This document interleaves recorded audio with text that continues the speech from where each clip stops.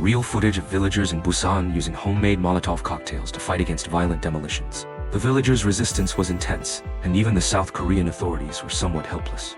As early as 1994, the South Korean government decided to requisition the land of Seongtang Village in the Haeundae district of Busan for construction. However, the compensation price offered by the government was ridiculously low, which many villagers found hard to accept. Nearly 100 households refused to accept this compensation, and thus strongly resisted the demolition.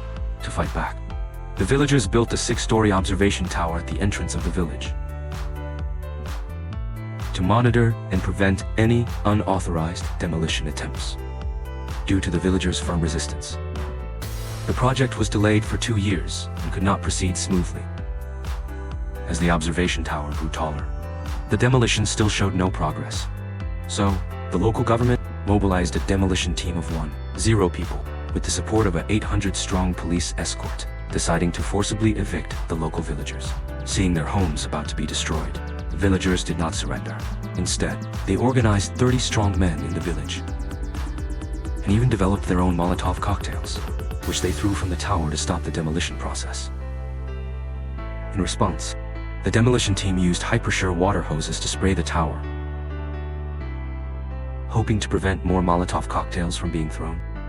However, the villagers on the tower did not give up. They used wooden boards for cover, and continued throwing Molotov cocktails. Below, the demolition team used half-meter thick mattresses for cover, and slowly approached the observation tower, trying to reach the tower. In this chaotic battle, even senior members of the demolition team joined in.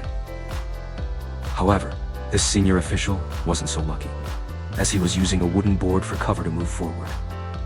A Molotov cocktail fell from the tower, and hit the official standing in the middle. Nearby demolition team members, wearing safety helmets, quickly moved away from the burning official.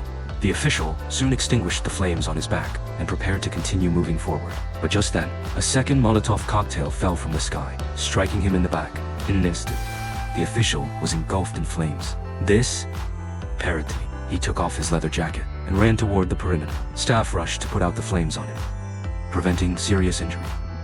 Despite this, 10 demolition workers were injured with varying degrees of burns, and dozens of villagers were beaten during this resistance. 23 villagers were arrested, and they were forcibly sentenced to pay for the medical expenses of the injured demolition workers. The debt amounted to nearly 60 million Korean won. However, after years of resistance against the demolition team, most of the villagers had lost their jobs, and their livelihoods were no longer guaranteed. Now, they had to pay enormous medical fees, and before their debt was paid off, it would accrue substantial interest each year, leading them to lose even more hope for the future. In the face of South Korea's current legal system, they had no means of defending themselves